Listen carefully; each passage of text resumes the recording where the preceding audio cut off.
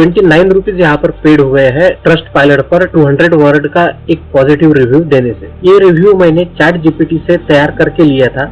Chat GPT हमें जिस तरह का रिव्यू चाहिए उस तरह का रिव्यू बनाकर दे देता है, बस उसे कॉपी करके ट्रस्ट पायलट पर पेस्ट कर देना है और रिपोर्ट में ट्रस्ट पायलट पर के हमारे रिव्यू का एक स्क्रीनशॉट निकालकर रिपोर्ट में सेंड कर देना है। ट्रस्ट पायलट जैसे ही हमारा रिव्यू पब्लिश कर देती है वैसे ही हमारे टास्क का पेमेंट अप्रूव हो जाता है। यहाँ से इंस्टेंट पे आउट मिल जाता है। यहाँ पर अमाउंट पर टच करना है, फिर उसके बाद विड्रॉल पर टच कर देना है। पेमेंट सिस्टम में पेयर सिलेक्ट कर लेना है। पेमेंट अमाउंट में यहाँ पर जितनी अमाउंट अवेलेबल है उतनी हम यहाँ पर डाल सकते हैं और पेमेंट डिटेल्स में हमारा पेयर का अकाउंट नंबर डालकर पे आउट पर टच कर देना। पे आउट पर टच करते ही पेयर की पेमेंट रिसीव की मेल भी हमें आ गई। पेयर अकाउंट को ओपन करने के बाद आप यहाँ पर देख सकते हैं 170 रूबल यहाँ पर इंस्टेंट रिसीव हो गए। 139 रूबल का पेमेंट यहाँ पर होल्ड पर है। किसी भी टास्क का पेमेंट मिलने के बाद यहाँ पर 24 आवर के लिए पेमेंट को होल्ड पर रखा जाता है। यहाँ से हर विड्रॉल पर 10 रूबल की अमाउंट माइनस करके विड्रॉल मिलता है और 20% फीस लगती है। जितनी अमाउंट आप यहाँ से विड्रॉल कर रहे हैं उतनी अमाउंट पर। यहाँ पर बेसिक, एडवांस, हाई और